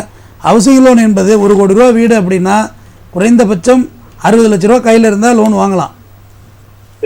இல்லைனா கட்டவே முடியாது, அதை ரீபே பண்ண முடியாது. 25 வருஷத்துக்கு லோனு, நம்ம லைஃப் டைம் அது கட்டிகிட்டே தான் இருக்கலாம் லோனு. ஃபஸ்ட்டு ஒரு 5 வருஷத்துக்கு இன்ட்ரெஸ்ட்டில் தான். எத்தனை வருஷம் கட்டியிருக்கீங்க நீங்கள்? அதில் நான் ஒரு 2 வருஷம் 13 லட்ச ரூபா வருது. ரைட், 1 ரூபா கூட அசல்லேருந்து குறையில, எதுனா கேபிட்டல்லேருந்து குறையில தானே அது? இல்லைங்க குறையவே குறையாது. முதல் 5 ஆண்டுகளுக்கு குறையாது. அது பூரா இன்ட்ரெஸ்ட்லேயே தான் வர வைப்பாங்க. 6வது வருஷத்துலேருந்து தான் கேபிட்டலில் போக ஆரம்பிக்குது. ஃபஸ்ட்டு பார்த்தீங்கன்னா ஒரு 50,000 இஎம்ஐ கட்டுறீங்கன்னா கிட்டத்தட்ட 38,000 37,000 வரைக்குமே வட்டியில் போகும். 3,000 2,000 தான் அசலில் போகும். எப்போ கட்டி முடிக்கிறது? ஆமாம் சார். நம்ம எல்லாருடைய கனவு என்ன பண்ணலாம்? என்ன சொல்றாங்க? சேல்ஸ் ஆகும். இல்லை, லோனில் இருக்குள்ள சேல்ஸ் யாராவது உங்களுக்கு ஆனால் தான் நீங்கள் வாங்கி அதை ரைட் ஆஃப் லோனை க்ளோஸ் பண்ண முடியும். வேறு யாராவது வாங்குற பார்ட்டி ரெடியா இல்லையா அதில்? இல்ல வந்து பார்த்துட்டு போனா ஒருத்தர் ரெடி இல்லைங்க. அதுதான் டிஸ்ட்ரிபியூட்டர் தான் எப்படி வாங்குவாங்க? இல்லை, இது நீங்கள் சேல்ஸ் பண்ணலாம், அந்த வீட்டை சேல்ஸ் பண்ணலாம். உங்கள் ஒரே ரியல் எஸ்டேட் பண்ணுறவங்க யாராவது அவங்கள பிடிச்சி அவங்கள்ட்ட கொடுத்தீங்கன்னா அந்த வீட்டுக்கு ஏதோ கொடுத்து உங்கள் லோனை க்ளோஸ் பண்ணுவாங்க. இப்போ உங்களுக்கு சிபில்லாம் அடி வாங்கிட்டல, சிபில்லாம் காலி ஆகிட்டல? ஆமாம் சார், ஆமாம் சார், அதெல்லாம் போச்சு. எல்லாம் போச்சு. உங்கள் கோ அப்ளிகண்ட் இருக்காங்களா உங்கள் ஒய்ஃபு? மிஸ்ஸஸ் இருக்காங்க சார். அவங்களும் லோனுக்கு போக முடியாது. நிறைய பிரச்சனையை தான் கொடுக்கும். நீங்கள் லோனை க்ளோஸ் பண்ணுறதுக்கு எதுவும் வழி இருக்கான்னு பாருங்கள். அதுக்காண்டி மறுபடியும் வெளில போய் வட்டிக்கு வாங்கி மாட்டிக்காதீங்க. அது இதை விட இன்னும் கொடுமையாக போயிடும். அது ஒரு வீடு ஆக்ஷனில் போனால் போதுட்டு விட்டுற வேண்டியதுதான். ஆனால் அந்த ஏலத்தில் நீங்கள் கலந்துங்க, கட்டாயமாக கலந்துங்க. உங்கள் ஒய்ஃபு கூட கலந்துக்க சொல்லுங்கள். அவங்க நாமினியாக போகலன்னா அவங்க கலந்துக்கலாம். இல்லைனா உங்கள் ஃப்ரெண்ட்ஸ் யாராவது கலந்து ஏலத்துலேருந்து வீட்டை நீங்கள் எடுத்துக்கலாம். உங்கள் இன்கம் சோர்ஸ் கட்டுறதுக்கான இன்கம் சோர்ஸ் இல்லாமல் போயிட்டா? வீடு வாங்கல உங்கள்ட்ட ஒரு ஐடியா இருந்திருக்கும், நம்ம இப்படி டிஎம்ஐ கட்டிடலான்னு. அது எங்கே பிரேக் ஆச்சு? அது இந்த கொரோனா டைம்ல இருந்து எல்லாம் லாஸ், அப்படியே ஒவ்வொன்றா லாஸ் முடிஞ்சது. கொரோனாவில் பாதிக்கப்பட்டதில் நீங்களும் பாதிக்கப்பட்டிருக்கு. எவ்வளோ பேர் கட்ட முடியாமல் போயிட்டு எல்லாரும். ஹலோ, கட் ஆயிடுச்சா? லைனில் இருக்கீங்களா? அதான் நீங்கள் வேற ஒரு இடத்துல கடன் வாங்கிலாம் கட்ட வேண்டாம். கால் கட் ஆயிடுச்சு சார். Right, okay. அவங்க டிஆர்டி கோடு தான் வரணும். Okay sir. ஹவுசிங் லோனை பொறுத்தவரைக்கும் திருப்பி நீங்கள் ரீபே பண்ணுற மாதிரியெல்லாம் அதில் சிஸ்டமேட்டிக்காக கிடையாது. Okay sir. ஏன்னா மற்ற எந்த லோனாக இருந்தாலும் இப்போ காராக இருந்தால் எடுத்துகிட்டு ஒளி வச்சிடலாம், பைக்காக இருந்தால் ஒளி வச்சிடலாம், வீட்டை எதுவுமே பண்ண முடியும், செல்ஃபோனை கொண்டு ஒளி வச்சிடலாம். வீட்டை என்ன பண்ணுறது? ஆமாம் சார். அதே இடத்துல ரெண்டாவது வீடுங்கிறது வந்து நம்மளோட சென்சிட்டிவ். நம்ம வீடு, மனை, மாடு, மக்கள் இதெல்லாம் நம்மளுடைய ரத்தத்தோட கலந்தது. ஆமாம் சார். அப்போ அந்த வீட்டை இழக்கிறதுங்கிறது ரொம்ப பெரிய கொடுமை இருக்குது. ஆனால் ஹவுசிங் லோனை பொறுத்தவரை அதில் ஒரு சின்ன ட்ரிக் இருக்குது, அதை யாருமே சொல்கிறது இல்லை. ஒரு வருஷத்தினோட இஎம்ஐயை, ஒரே ஒரு இஎம்ஐயை 3வது மாதத்தில், ஒரு எவரி ஃபினான்ஷியல் இயரில் 3வது மாதத்தில் ஒரே ஒரு இஎம்ஐ நீங்கள் கூடுதலாக கட்டினா போதும், உங்கள் டேரிஃபே மாறிடும். Okay sir. ஓகே. அது housing loan, not only housing loan, car loan, bike loan, எந்த லோனாக இருந்தாலும் சரி. Okay sir. தொடர்ந்து ஒரே ஒரு இஎம்ஐ கூட கட்டணும். Okay sir. சார், நீங்கள் நிகழ்ச்சிக்கு இடைவேளைக்கு முன்னாடி வந்து கார் லோன், பைக் லோன் வாங்குறது பற்றி பேசியிருந்தீங்க. ஒரு லோன் வாங்கினதுக்கு முன்னாடி என்னென்ன ஃபாலோ பண்ணணும், வாங்கினதுக்கப்புறம் என்னென்ன ஃபாலோ பண்ணுங்கிறத மக்களுக்கு கொஞ்சம் விழிப்புணர்வு ஏற்படுத்துங்க சார். நபிகள் நாயகன் குர்ஆன்ல சொல்லியிருக்காரு, கடை வாங்காதரா, வாங்கின விதத்தில் அவமானம் வந்து வாசலில் நிற்கிது அப்படின்னு. எப்படி எவ்வளோ ஒரு ஒரு வேத நூலில் கடன் வாங்கினியா அவமானம் அங்கே வந்து நிற்கிது அப்படின்னு சொல்லுவேன். வள்ளுவன் இதை பற்றி ஒரு அதிகாரமே எழுதியிருக்கான். கடன் வாங்குறதுனால எவ்வளோ பிரச்சனைகள் வரும். அது ஒரு சொல்லுவான், அளவறிந்து வாழாதான் வாழ்க்கை ஞானத்திலும் மானக்கெடுங்கிறான். நீ எவ்வளோ பெரிய ஆளாக இருந்தாலும் சரி, கால்குலேஷன் பண்ண தெரியலன்னா ஃபெயிலியர் ஆகிடுவீங்க. இப்போ இந்த கடனுக்கு வந்துடலாம். முதல் விஷயம், கடன் வாங்கக்கூடாதுங்கிறது தான் நான் சொல்லுவேன். கடனே வாங்க வேண்டாம். ஒரு ஃப்ரிட்ஜு வாங்கணுமா, ஃப்ரிட்ஜ் எவ்வளோ 20,000 வருமா, 20,000 நல்ல ஃப்ரிட்ஜ் வாங்கலாம். மாதம் இஎம்ஐ 4,520 5 டியூ குறைஞ்சலாம் போய் 8 டியூ தான் போடுவாங்க எந்த லோனுக்கு போனாலும். அதிலே ட்விஸ்ட்டு தான், 0% இன்ட்ரெஸ்ட்டு. அப்படியே அவங்க உங்களுக்கு சேவை செய்கிறதுல உட்காந்துருக்காங்க ஃபைனான்ஸ் பேங்கிங் எல்லாம்.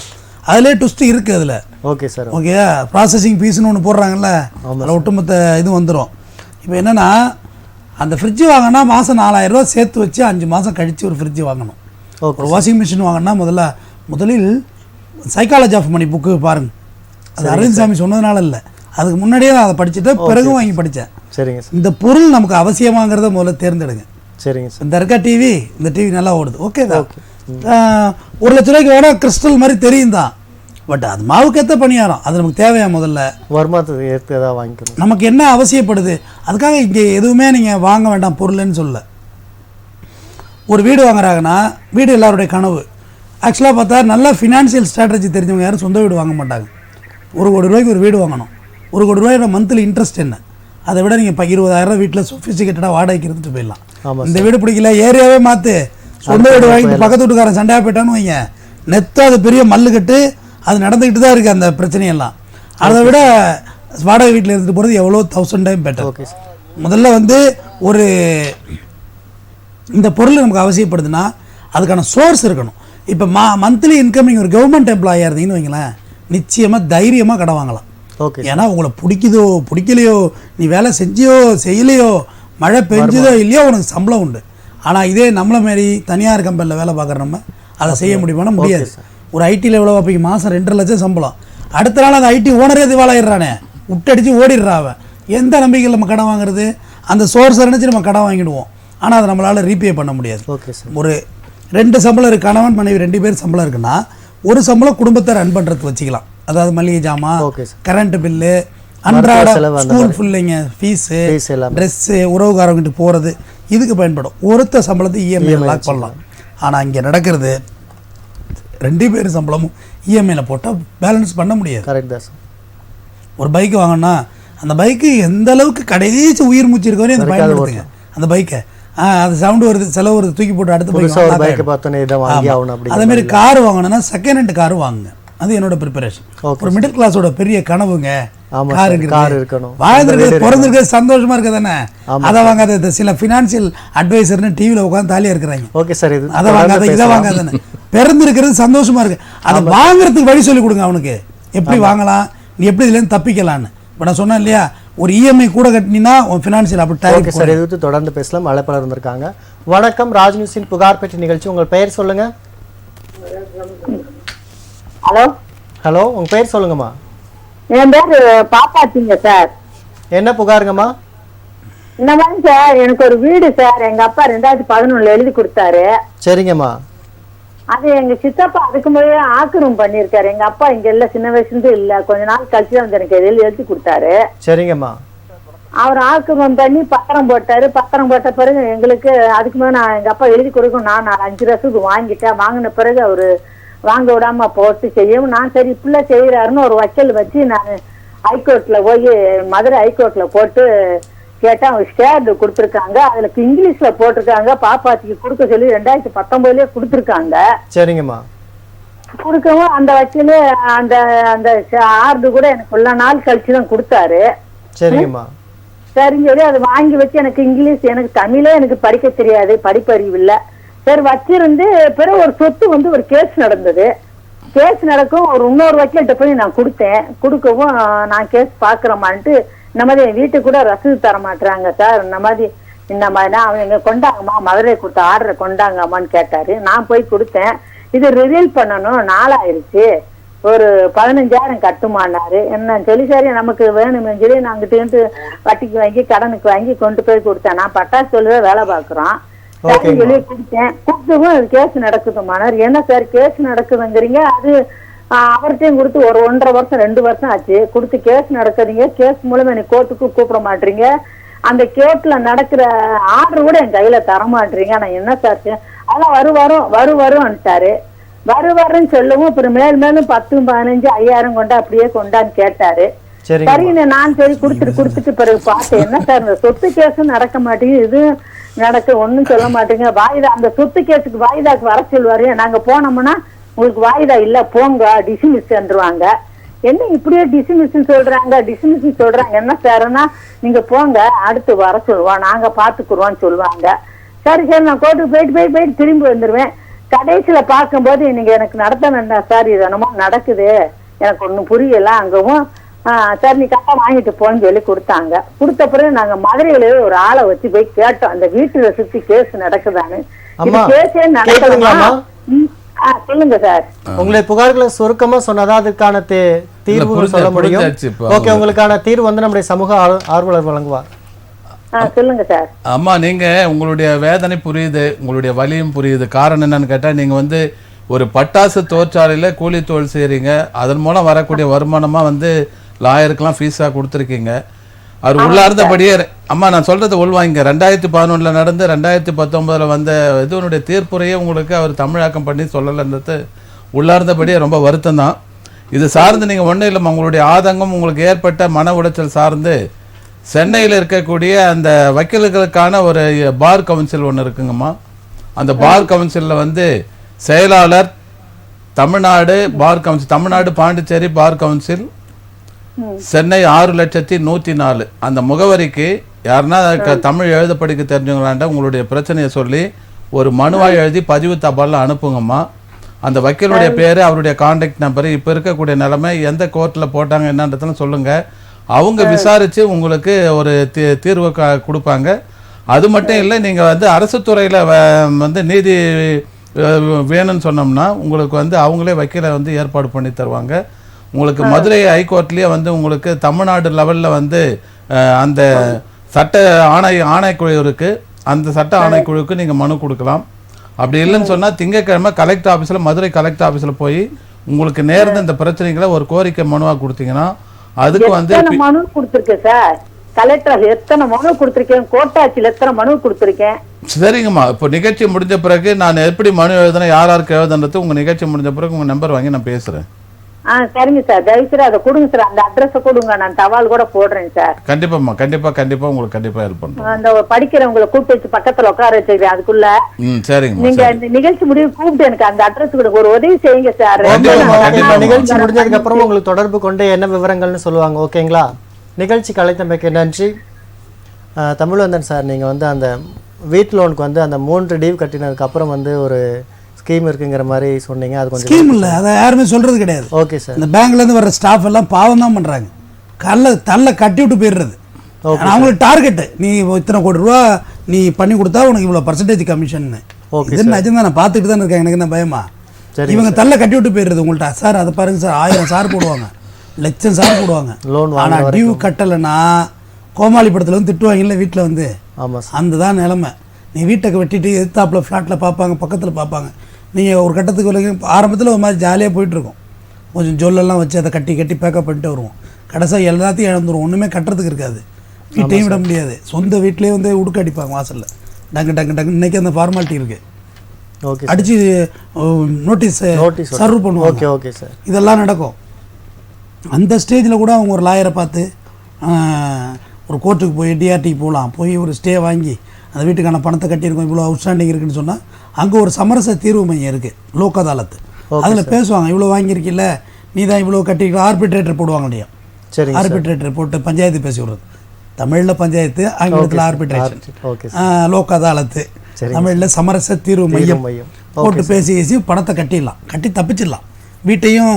ஏன்னா வீட்டுக்கு பார்த்தீங்கன்னா டவுன் பேமெண்ட் 1 கோடி ரூபா வீட்டுக்கு இப்போ எல்லாம் 99% ஃபைனான்ஸ்லாம் வந்துட்டு, நீ 1 ரூபா கூட வேண்டாம். இதிலே ரீபே ஃபைனான்ஸ்லாம் இருக்குது. வீட்டுக்கு 40 லட்சம் லோன், ஆனால் 50 லட்சம் கொடுப்பாங்க, 10 லட்சம் கையில் வரும். பண்ணுறாங்களா இல்லைன்னு கேளுங்க இந்த பேங்க்ல. 10 லட்சம் நமக்கு ஒரே ஜாலி. 10 லட்சம் பணமும் வந்துட்டு வீடு வந்துருச்சு. அதை எந்த காலத்திலையும் கட்டவே முடியாது. நீங்கள் அதை காரா ஏன்னா வாடகை கிடை ஓட்டி அதை கட்டி முடிச்சிடலாம். கடைசி கட்டி எடுத்துகிட்டு போட வண்டின்ட்டு போயிடலாம், யாரும் கேட்க போகுது. ஆனால் வீடு சீஸ் பண்ணுறதுங்கிறது ரொம்ப வருத்தகரமான விஷயம். ஆனால் அதை யாருமே இவங்க சொல்கிறது கிடையாது. நானே ஒரு கார் லோன் வாங்கியிருக்கேன். சரிங்க சார், 17% வட்டி போட்டிருக்கேன். பார்த்தா தான் தெரியுது இது நம்ம எந்த காலத்தில் இதெல்லாம் கட்டுறது முடிக்கிறது. நான் அவ்வளோ ஈஸியான விஷயம் இல்லை. நானே என்ன எதுக்கு சொல்ல வரேன், நான் அப்படியே மகாராஜன் இல்லை, முற்றும் திறந்தது எல்லாம் தெரிஞ்ச பெத்த அறிவாளி இல்லை, வழக்கறிஞராக இருக்கேன். இது எத்தனை % இன்ட்ரெஸ்ட்டு, கிட்டத்தட்ட ஒரு 2 வருஷத்துக்கு அசல்லே போகல, வட்டியிலே போகுது அந்த பணம். சரிங்க சார், அசல்லே போகல. வண்டி வந்து 15 லட்சம் தான் வைக்குது. இப்போ 200% ஒரு லோன் வந்திருக்கு. அது கேள்விப்பட்டீங்களா இல்லையா? செகண்ட் ஹேண்ட் வட்டிக்கு மட்டும்தான். பேங்க் தான் பண்ணுது, வெளியாலாம் கிடையாது. வண்டியோட மதிப்பு இருக்குல்ல, அதில் ரெட்டிப்பு. இப்போ உதாரணத்துக்கு ஒரு வண்டி வந்து 10 லட்ச ரூபா இன்சூரன்ஸ் கெப்பாசிட்டினா 20 லட்சம் பணம் கொடுப்பாங்க. 20 lakhs டபுள். ஆனால் இப்போ ஐடியல் வேல்யூவே 10 லட்சம் தான். இந்த வண்டி எரிஞ்சு போனாலோ அல்லது டெமாலிஷ் ஆனாலோ 10 லட்சம் தான். பாக்கி 10 லட்சம் நீங்கள் கட்டி தான் ஆகணும், தப்பிக்கெல்லாம் முடியாது. சரி, ஆளே வேண்டாம்டா வண்டியை வித்துடலாம்னா வண்டி 8 லட்சம் தான் போவோம். வண்டி 8 லட்சம் தான் போவோம். ஐடி வேல்யூட கம்மியாக தானே போகும் வண்டி. ஆமாம் சார், இது ஒரு விஷயம் இருக்குது. ஆனால் நமக்கு தெரியாது. நமக்கு அப்போ இருக்க சிரமத்துக்கு வாங்கிடுவோம். வாங்கிட்டோம்னா அதுலேருந்து 5 வருஷத்துக்கு மாட்டு தான். கிட்டத்தட்ட 10 மற்றும் 20 லட்ச ரூபாய்க்கு நீ எவ்வளோ தெரியுமா? 15 லட்சத்துக்கு 10. 15 லட்ச ரூபாய்க்கு 10 லட்ச ரூபா இன்ட்ரெஸ்ட் வருது. பார்த்து எத்தனை லட்ச ரூபா இன்ட்ரெஸ்ட் வருது. ஓகே சார், தொடர்ந்து பேசலாம் விரிவாக. அழைப்பாளர் வந்திருக்காங்க. வணக்கம், ராஜ் நியூஸின் புகார் பெட்டி நிகழ்ச்சி. உங்கள் பெயர்? சார், என்னுடைய பெயர் விஜயகுமார் சார், ஈரோடு மாவட்டம் கொடுமுடியிலிருந்து. என்னங்க புரியல, உங்க பேர் சொல்லுங்க கொஞ்சம் தெளிவா. என்னுடைய பெயர் விஜயகுமார். ஓகேங்கய்யா. சார், ஈரோடு மாவட்டம் கொடுமுடியிலிருந்து பேசுறேங்க சார். என்ன புகாருங்கய்யா? சார் இது வந்து இப்போ வீடு சார் 107 வீடு இருக்குங்க சார் எங்க ஏரியாலுங்க சார். சரிங்க ஐயா. சார் அதுல வந்து நீர்நிலை ஆக்கிரமிப்பும் தனியா ஒண்ணு இருக்கு சார். வந்து தனியா நத்தம் பூமின்னு தனியா இருக்குங்க சார். சரிங்க ஐயா. சார் இதுல என்னன்னாங்க சார், நீர்நிலை ஆக்கிரமிப்பு சொல்லிட்டு வாட்ஸ்அப்ல போர்டுல இருந்து வந்து நோட்டீஸ் கொடுத்தாங்க சார். சரிங்க ஐயா. அந்த ஆக்கிரமிப்பு இருக்க ஏரியாக்கெல்லாம் நோட்டீஸ் கொடுத்துட்டாங்க சார். அப்புறம் நத்தம் பூமியில எங்களுக்கு நோட்டீஸ் எதுவுமே கொடுக்கல. ஆனா கோர்ட் ஆர்டர் வந்து பாத்தீங்கன்னா நீர்நிலை ஆக்கிரமிப்புல தான் வந்து அது எடுக்க சொல்லி ஆர்டர் வந்திருக்குன்னு சொல்லி நோட்டீஸ் கொடுத்தாங்க. ஓகேங்க. ஆனா இங்க இருக்கிற அதிகாரிகள் என்ன பண்றாங்கன்னா எங்களையும் எல்லாத்தையுமே கூப்பிட்டு விசாரிச்சு பேசுறாங்க. சரிங்க ஐயா. அதுக்கு என்ன பண்ணணும் ஏது பண்ணணும் தெரியல சார். ஓகேங்க. உங்க புகாருக்கான தீர்வுக்கான வழியில் நம்முடைய சமூக ஆர்வலர் விஜயகுமார், நீங்க எந்த ஈரோடு கொடுமுடியில எந்த பஞ்சாயத்து? கொடுமுடியில வந்து கொடுமுடி பஞ்சாயத்து தாங்க சார். எந்த கொடுமுடி பஞ்சாயத்துனா அது கிராம பஞ்சாயத்து? அது இல்லைங்க சார், பேரூர் டவுன் பஞ்சாயத்து. சரி, இப்போ உங்களுக்கு தாலுகா ஆபீஸ் கொடுமுடியா? கொடுமுடி தாங்க சார், கொடுமுடி தாங்க சார். சரி, கொடுமுடி தாசில்தார் நேர்ல போய் பாத்தீங்களா? தாசில்தார போய் இப்ப இன்னைக்கு கூட கூப்பிட்டு விசாரிச்சாங்க சார். சரி, என்னன்னாங்க சார், இது பெட்டிஷன் மேல எங்களுக்கு பெட்டிஷன் போட்டுட்டே இருக்காங்க, இது எடுக்க சொல்லி பெட்டிஷன் போடுறாங்க அப்படின்னு சொல்லி அவங்க பொதுவா கூப்பிட்டு எல்லாத்தையுமே விசாரிக்கிறாங்க. அதாவது இல்ல விஜயகுமார், நான் என்ன சொல்றேன்னா, நீர்நிலை ஆக்கிரமிப்புக்கு எப்படி 17 நோட்டீஸ் கொடுத்தாங்களோ அது போல இதுக்கு வந்து உங்களுக்கு வந்து நத்தம் புறம்போக்கு என்பது அது வந்து குடியிருப்பு பகுதிக்கான ஒரு பிளேஸ் தான். அது ரெவன்யூ ரெக்கார்ட்ல அப்படி இருக்கப்ப நீங்க வேற சொல்றீங்க 107 வீடு இருக்கு நத்தம் புறம்போக்குன்னு சொல்றீங்க இல்லையா? இல்லைங்க சார், அதுல நத்தம் புறம்போக்குல பாத்தீங்கன்னா 35 வீடு இருக்குங்க சார். சரி, அந்த 35 ஆக்கிரமிப்பு இந்த 35 107ல 35 இது நத்தம் புறம்போக்கு. ஆமா, அந்த நத்தம் பூமியில இருக்கக்கூடிய வீடுகளுக்கு வந்து அது மாதிரி நோட்டீஸ் பட்டா கொடுத்திருக்காங்க சார். எல்லாமே கவர்மெண்ட் மூலமா பட்டா கொடுத்திருக்காங்க. அப்ப பட்டா கொடுத்ததுன்னா இங்க கண்டிஷன் பட்டா கொடுத்திருக்காங்களா சார்? அந்த பட்டா பாத்தீங்கன்னா சார் ஒரு 10 இயர்ஸ்க்கு செல்லணும் அந்த மாதிரி போட்ட மாதிரி. அதான் அது பேர் கண்டிஷன் பட்டான்னு பேரு. கண்டிஷன் பட்டா யார் கொடுத்தாங்க? வெல்ஃபேர் தாசில்தார் கொடுத்திருக்காரா சார்? அப்ப இப்ப இருக்க வீட்டு வசதித்துறை அமைச்சர் தான் ஏடிஎம் கேபிரப்ப கொடுத்தாரு. இல்ல அவர் கொடுத்திருப்பாரு. ஆனா அந்த கையெழுத்து போட்டுக்குது வட்டாட்சியர், தனி வட்டாட்சியர் போட்டிருக்காங்களா? ஆதி திராவிட வட்டாட்சியர் தான் போட்டிருக்கு இல்லீங்களா? நீங்க அது அந்த 35 பேர் பாதிக்கப்பட்ட அத்தனை பேரும் நீங்க என்ன பண்ணுங்க, தனியா ஒரு ஒயிட் பேப்பர்ல A4 ஷீட்ல ஒரு கோரிக்கை மனு எழுதி விடுனர் பெறுநர் போட்டு இது மாதிரி கொடுமுடி வட்டாட்சியர் வந்து எங்களை வந்து மன உளைச்சல் ஏற்படுத்துற அளவுக்கு அப்பப்ப கூப்பிட்டு விசாரணை போறதுல எங்களுடைய வாழ்வாதாரத்தை பாதிக்குது, அதனால வந்து எங்களுக்கு இந்த பட்டா கொடுத்துருக்காங்க, அந்த பட்டாவினுடைய அடிப்படையில் வந்து எங்களுக்கு வந்து நடவடிக்கை எடுக்கிறதுக்கு தடை போடணுன்ற மாதிரி நீங்க திங்கட்கிழமை கோரிக்கை மனு கலெக்டர் ஆஃபீஸில் கொடுங்க. அதே போல வருவாய் கோட்டாட்சியர் எங்க வருவாங்க? ஆர்டிஓ உங்களுக்கு ஆடியோ இப்போ வட்டாட்சி தான் சார். ஆடியோ வந்து எப்பயாச்சும் ஏதாச்சும் ஒரு ப்ராப்ளம்னா வெளியில வருவாரு. இல்லைங்க, வருவாய் கோட்டாட்சியர் வந்து 2 தாசில்தாருக்கு பெரியவருங்க அவரு. அதனால வருவாய் கோட்டாட்சியர் வந்து கொடுத்த அவர் வந்து இவருக்கு வந்து தடை போடுவார் தாசில்தாருக்கு. அப்படி தேவைன்னா அவரே வந்து தணிக்கைக்கு வந்து ஸ்தல தணிக்கை பார்வையிடுவார். யாரு? வருவாய் கோட்டாட்சியர். அதனால நீங்க என்ன பண்ணுங்க, திங்கட்கிழமை கொடுக்குற மனுவில் நீங்க தாசில்தார் மேல கம்ப்ளைண்ட் கொடுக்குறப்போ வருவாய் கோட்டாட்சியர் இது தல தணிக்கை புல தணிக்கை பண்ணதுக்கு நடவடிக்கை எடுங்கன்ற மாதிரி கோரிக்கை மனு கொடுங்க. அப்படி கொடுத்தீங்கன்னா அது வந்து நடவடிக்கை உட்படுத்துவாங்க. அப்படி தேவையான உங்களுக்கு எழுத்து மூலமான எந்த நோட்டீஸும் கொடுக்காம உங்களை வந்து அவங்க அப்புறப்படுத்துறதுக்கு அதிகாரம் கிடையாது. அரசாங்கத்தை பொறுத்த வரைக்கும் எழுத்து மூலமா கொடுக்காம வாய் வழியா சொல்லி நீங்க அந்த பேச்சுவார்த்தை நான் கட்ட பஞ்சாயத்தா பண்றது தாசில்தார். அதனால நீங்க வந்து தைரியமா இருங்க, திங்கட்கிழமை மனு கொடுங்க, கொடுத்துட்டு அதன் பிறகு என்ன நடவடிக்கைன்னு நீங்க மீண்டும் புகார் பெட்டிக்குவாங்க. ஓகே, நன்றி. ஓகேங்க, நிகழ்ச்சிக்கு அழைத்தமைக்கு நன்றி. தொடர்ந்து நிகழ்ச்சியோட இணைந்திருங்கள். ஆர்எஸ் தமிழ்வந்தன் சார், உங்கள்கிட்ட மற்றொரு கேள்வி. இப்போ சமீபத்தில் பார்த்தீங்கன்னா ஒரு தொழிற்சாலை பக்கத்தில் விவசாய நிலங்களை வந்து தொழிற்சாலை கழிவுகள் போயிட்டு அந்த இடமே வந்து தண்ணீரே வந்து சிவப்பு கலரில் மாறிடுச்சு. அப்போ அந்த விவசாயி வந்து சட்டப்படி இது நடவடிக்கை எடுக்கணும்னா என்னென்ன நடவடிக்கை எடுக்கலாம் சார்? அருகாமையில் உள்ள தொழிற்சாலைக்கு அருகில் உள்ள நீதிமன்றம் பக்கத்தில் உள்ள நீதிமன்றத்திலே போடலாம், உரிமையில் நீதிமன்றத்திலே போடலாம். அதுக்கு ஓகே சார், அதுக்கு உரிமை உண்டு. இல்லை கலெக்டரு, தாசில்தார் இவங்க எல்லாம் ரெஸ்பாண்டண்ட்டாக சேர்த்து வில்லேஜ் அட்மினிஸ்ட்ரேட்டிவ் ஆஃபீஸர் தான் வில்லேஜ் அட்மினிஸ்ட்ரேட்டிவ் ஆஃபீஸ் இவங்க ரெஸ்பாண்டண்ட்டாக சேர்த்து ஹைகோர்ட்டில் ஒரு வழக்கு பொதுநல வழக்கு போடலாம். Okay sir. இல்லை இவரோட நிலம் டைரெக்டாக பாதிக்கப்பட்டிருக்கு அப்படின்னா WP ரிட் ஆஃப் மேண்டமஸ் நீதி பேரானே அதுவே போடலாம். இது எல்லாத்துக்கும் வாய்ப்பு இருக்குது. இதை விட சிறந்தது, ஆக சிறந்தது, முதல்ல சமூக வலைதளத்தில் அதை பிடிச்சி ஒரு வீடியோ போட சொல்லுங்கள். Okay sir. இதான் ஈஸியான வேக்சினே இதுதான். ஓகே, இருக்கிற பெரிய வேக்சின் சோசியல் மீடியா தான். பிடிச்சி தெளிவாக மாவட்டத்தோடு போட்டு ஊரோடு சேர்த்து வீடு. ஏன்னா அது அறுவடைக்கு 2 மாதம் தான் இருக்க நிலையில் இந்த மாதிரி பாதிச்சிச்சு. ஃபேக்ட்ரி 2 இருக்குது. ஃபேக்ட்ரியே நாட்டில் இருக்கக்கூடாது இல்லை, பொல்யூட் ஃபேக்ட்ரி நான் பொல்யூட் ஃபேக்ட்ரி 2 இருக்குது. இதெல்லாம் எதில் வருதுன்னு எந்த கிரிட்டீரியாங்கிறது தெரியல. Okay sir. இப்போ திருப்பூரில் வந்து அவ்வளோ டையிங் தொழில் இருந்தது. திருப்பூருங்கிற ஒரு ஊர் வந்து தென்னிந்தியாவின் மான்செஸ்டரை நோக்கி நகர்ந்தது. கோயம்புத்தூர் தான் தென்னிந்தியாவோட மான்செஸ்டர். ஏன்னா அப்போ ஒருங்கிணைந்த திருப்பூர் வந்து ஒருங்கிணைந்த கோயம்புத்தூராக இருந்தது. அதனால தான் அந்த பேர் இருந்துச்சு. மேங்கோ சிட்டின்னு சொல்லுவாங்க. ஏதோ சேலத்தை கிடையாது, தருமபுரி தான் mango city. Okay sir. But அப்போ ஒருங்கிணைந்த மாவட்டமாக இருந்துச்சு. பிரிச்சா உங்களுக்கு ஒன்றுமே கிடையாது. Okay sir. ஸோ சோசியல் மீடியாவில் உடனடியாக போட சொல்லுங்கள் அந்த வீடியோ எடுத்து. ஏன்னா திருப்பூரில் அவ்வளோ சாயப்பட்ட அவ்வளோ இருந்துச்சு. எல்லாத்தையுமே கோர்ட்டு தலையிட்டு மூடுனுச்சு. நிறைய பேர் வேலை இழந்தாங்க, நிறைய முதலாளிகள் ஏழைகள் ஆயிட்டாங்க. ஆனாலும் மக்கள் நலனுக்காக தான் மூடினாங்க. அது மாதிரி இது மக்கள் நலனுக்காக இருந்ததுன்னா உடனடியாக கோர்ட்டு மூடும். நீங்கள் நம்பி கோர்ட்டு குறைச்சிடும். மக்களுக்கு தயக்கமே என்னன்னு கேளுங்க. கோர்ட்டுக்கு வந்தால் தீர்ப்பு உடனே கிடச்சிருமா, வக்கீலுக்கு காசு கொடுக்கணுமா, அது லேட் ஆகிடுங்கிறாங்களே. இந்த மாதிரி சந்தேகங்கள்லாம் அங்கே வேண்டிய நிறைய பேர் சொல்கிறது கோர்ட்டுக்கு போக வேணாம், ரொம்ப நாள் ஆயிரும் அப்படிங்கிற மாதிரி தவறான பிம்பத்தை உருவாக்குறாங்க. பாப்பாலேருந்து ஒரே நாளில் பெரிய மனுஷன் ஆயிடும். எல்லாத்துக்கும் காலங்கிறது ஒன்று எடுக்கும். ஒரு டிசீஸ்னால் உடனே சரியாயிடுமா? துணி வாங்கின அன்றைக்கி சட்டையாக மாற்றிட முடியுமா? ப்ராசஸ் இருக்குது, அதுக்கு ஸ்டிச் பண்ணி தான் போட முடியும். அந்த ப்ராசஸிங் வெயிட்டிங் பீரியடுங்கிறது நம்மள்ட்ட கிடையாது. நீங்கள் கொண்டு போய் ஈபியில் பணத்தை கட்டிட்டு வீட்டுக்கு வாங்க சேவனேன்னு உங்கள் வீட்டுக்கு கரண்ட் வருதா இல்லையான்னு பார்ப்போம். தானாக ஒரு கரண்ட்டு. ஆனால் நம்ம என்ன ஏஐ தெரிஞ்சு வருதா, கொடுத்தா வாங்கிப்பார். இந்த அவன் அதிகாரிகளை கெடுக்கிறதே நம்ம தாங்க, மக்கள் தான். நீ சேவனேன்னு பணம் கொடுக்காம இருக்கு, எத்தனை நாள் உங்களுக்கு கரண்ட் வராமல் இருக்குன்னு பார்த்துருவோம். கரண்ட் வரல நேரம் அதுக்கு அடுத்து ஜேஐயை போய் பாருங்க.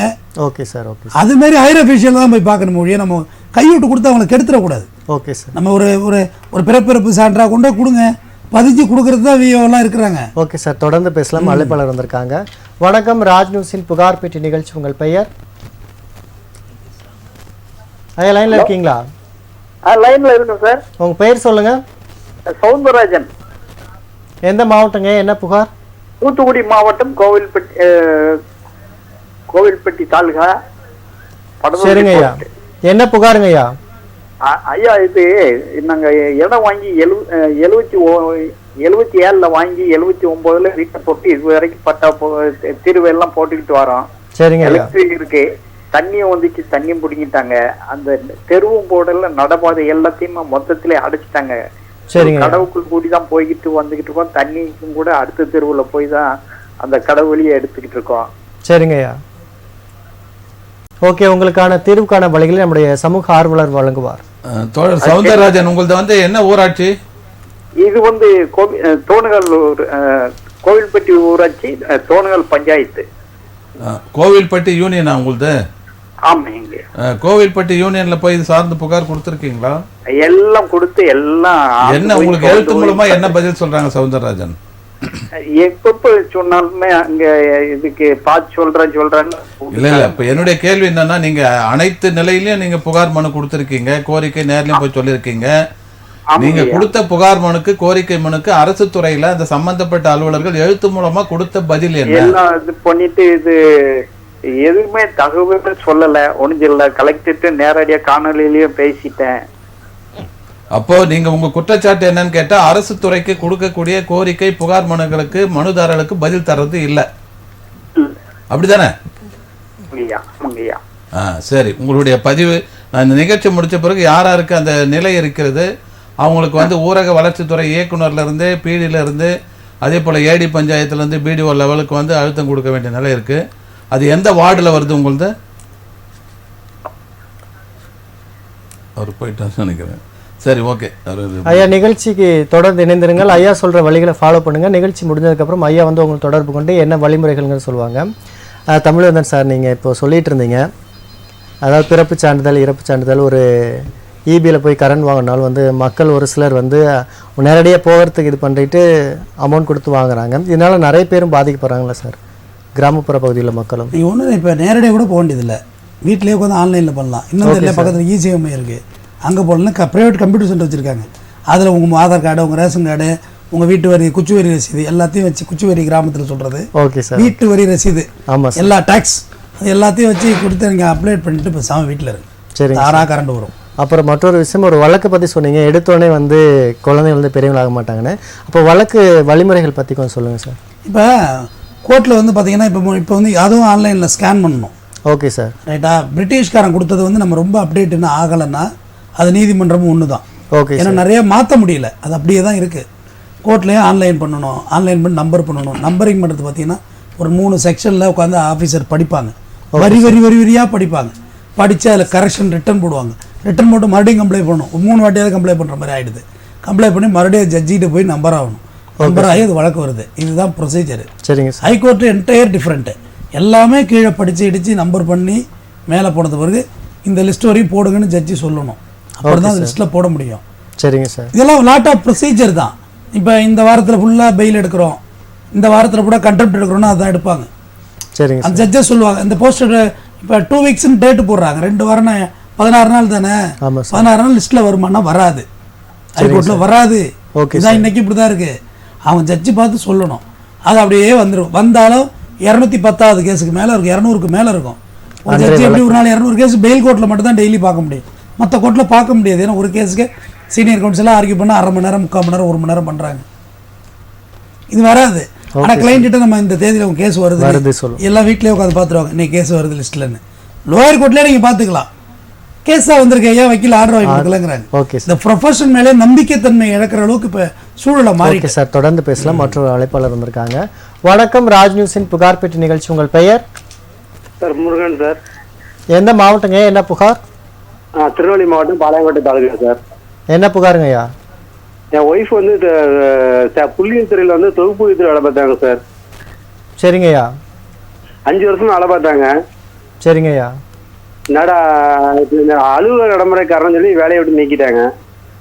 என்னங்க புரியல? அலுவல் நடைமுறை காரணமாக அலுவலக நடைமுறைன்னு சொல்லி வேலையை விட்டு நீக்கிட்டாங்க. சரிங்க ஐயா. ஆமா, அதுல வந்து மொத்தம் 34 பேர் 24 பேரை மட்டும் நீக்கிருக்காங்க. சரிங்க ஐயா. 5 மாசம் சேலரி, 4 மாசம் சேலரி போடல. சரிங்க ஐயா. ஆமா, ஆர்டியில் கேட்டதுக்கு வந்து புது நிதி பெறப்பட்டோட வந்து சம்பளம் வழங்கப்படும் சொல்லி ஆர்டியில் பதில் கொடுத்துருக்காங்க சார். ஓகேங்க, உங்களுக்கான தீர்வுக்கான வழி நம்முடைய சமூக ஆர்வலர் வழங்குவார். முருகன், நீங்க இது சார்ந்து வந்து லேபர் கோர்ட்டுக்கு நீங்க லேபர் ஆபீசருக்கு புகார் கொடுக்கலாம். சரிங்க சார். நீங்க வந்து திருநெல்வேலி தானே உங்களுக்கு மாவட்டம்? ஆமா சார். திருநெல்வேலி மாவட்டத்தில் வந்து மாவட்ட வேலை தொழிலாளர் நல அலுவலர்னு இருக்காரு, டிஸ்ட்ரிக்ட் லேபர் ஆபீசர்னு. சரிங்க சார். அவருக்கு நீங்க புகார் கொடுக்கலாம். அவங்களுக்கு ஏதாவது ஆதாரங்கள் இருக்கா அவங்க வேலை செஞ்சதுக்கு? இருக்கு சார், பேஸ்லிப் இருக்கு சார். எங்களுக்கு 5 வருஷம் வேலை பார்த்ததுக்கான பேஸ்லிப் இருக்கு. ஆமா, அது எல்லாமே ஒரு லிஸ்ட் எடுத்துங்க, ஜெராக்ஸ். வர திங்கட்கிழமை பொதுமக்கள் குறை கேட்பு கூட்ட முகாம் வந்து கலெக்டர் ஆபீஸ்ல நடக்கும். சரிங்க சார். அதுல போயிட்டு நீங்க விலாவரியா இது மாதிரி ஒரு கோரிக்கை மனு கொடுங்க. அது வந்து சம்பந்தப்பட்ட லேபர் ஆபீசருக்கு அனுப்பி அந்த துறைக்கு நோட்டீஸ் சர்வ் பண்ணி அதை என்கொயரி பண்ணி உங்களுக்கு தருவாங்க. அது ஒரு நிலை. மறுபடியும் வேலை கொடுக்க முடியாது சார், அடியில கொடுத்து சொல்றாங்க. இல்ல நான் சொல்றது கேளுங்க. அடுத்தது 34 பேர்லன்னு சொன்னா இது தினக்கூலி அடிப்படையில் எடுத்திருப்பாங்க. நீங்க வேலை உரிமையை டிமாண்ட் பண்ண முடியாது. அது கான்ட்ராக்ட் பேஸ்ல எடுத்திருப்பாங்க. அதே போல அந்த 34 பேருக்கு எப்படி கொடுத்தாங்க அப்படின்றத வந்து நீங்க லேபர் ஆபீஸர் போனா தான் தெரியும். அது 34 பேர் அவங்க கட்டிங் கமிஷன் வாங்கி போட்டாங்களா இல்ல கட்சிக்காரனா மாவட்டம் மட்டம் மந்திரி எம்எல்ஏ எம்பி ரெக்கமெண்ட் தெரியாது நமக்கு. இல்ல அப்படி இல்ல சார், எல்சேர் வச்சு தான் சார் எடுத்தாங்க அவங்கள. சரி அப்படின்னு சொன்னா உங்களுக்கு நீக்கப்பட்டவங்க என்ன தகுதியின் அடிப்படையில் நீக்கப்பட்டாங்கன்றது வந்து லேபர் ஆபீசருக்கு அவங்க பதில் சொல்லுவாங்க. சரிங்க சார். அதனால நீங்க திங்கட்கிழமை கோரிக்கை மனு கொடுங்க. சம்பந்தப்பட்ட மாவட்ட தொழிலாளர் நல அலுவலர் வந்து அது விசாரணை பண்ணி அந்த நிலுவையில் உள்ள சம்பளத்தை வாங்கி தரதுக்கு அவர் வந்து நடவடிக்கை எடுப்பார். 7 மாசம் ஆச்சு சார், சம்பளம் போடல சார். 7 மாசம் ஆச்சு சார். அரசாங்கத்தினுடைய நிதி நிலைமைக்கு அது வந்து கொள்கை முடிவு, அது பாலிசி மேட்டர். ஆனா வந்து உழைத்தவனுடைய கூலியை வந்து அவங்க கொடுக்காம இருக்கிறது தப்பு. அதுக்கு நீங்க லேபர் ஆபீஸா போனீங்கன்னா உங்களுக்கு அதுக்கு நிவாரணம் தேடி தருவாங்க. சரிங்க சார். திருநெல்வேலி லேபர் ஆபீஸ் போகணுமா சார்? ஆமா, கலெக்டரேட்லயே இருக்காங்க அவங்க. நீங்க திங்கட்கிழமை ஜிடிபில கலெக்டர் ஆபீஸ்ல மனு கொடுங்க. மனு கொடுத்தாவே அவங்க லேபர் ஆபீஸுக்கு ஃபார்வர்ட் பண்ணிடுவாங்க. எனக்கு சின்ன டவுட் சார். சொல்லுங்க. என் ஒய்ஃப் வந்து கலப்பு திருமணத்துல அந்த வேலைக்கு அப்படியே எழுதி போட்டுருந்தோம் பார்த்தாங்க. எஸ்சி பிசி பிரியாதி இல்ல, இதுல 2 பேர்ல யார் எஸ்சி எஸ்டி? ஏன் எஸ்சி, ஒய்ஃப் வந்து பிசி. நீங்க எஸ்சியா? ஆமா. சரி, அது ஐசிஎம்ல தானே உங்களுக்கு கொடுத்தீங்க. நீங்க கலப்பு திருமண சான்று வச்சிருக்கீங்களா? இருக்கு சார், எல்லாம் இருக்கு சார். தாசில்தார் கொடுத்தது இருக்கா? இருக்கு சார். அப்ப நீங்க என்ன பண்ணுங்க, இந்த ஐசிஎம் சர்டிஃபிகேட்லாம் வச்சுட்டு 2 பேருடைய community certificate, Aadhaar card, education சர்டிஃபிகேட்லாம் வச்சு நீங்க திங்கக்கிழமை அதே ஒரு தனியா ஒரு மனு கொடுங்க. சரிங்க சார். அது வந்து அப்பீல் மாதிரி இருக்கும், அது கலெக்டர் வந்து பரிந்துரை பண்ணலாம். சரிங்க sir. Okay sir. Okay sir, நிகழ்ச்சிக்கு அழைத்தமைக்கு நன்றி. தொடர்ந்து நிகழ்ச்சியோட இணைந்திருங்கள். நம்ம நிகழ்ச்சியோட நிறைவு பகுதிக்கு வந்துட்டோம். நேர்கூட புகார்களுக்கான தீர்வுக்கான வழிகளை வழங்கிய நம்முடைய சட்ட ஆலோசகருக்கும் சமூக ஆர்வலருக்கும் நம்முடைய நன்றியை தெரிவித்துக் கொள்வோம். நன்றி, வணக்கம். நேர்களை மீண்டும் சந்திப்போம் மற்றொரு புகார் பெற்ற நிகழ்ச்சியில். நன்றி, வணக்கம்.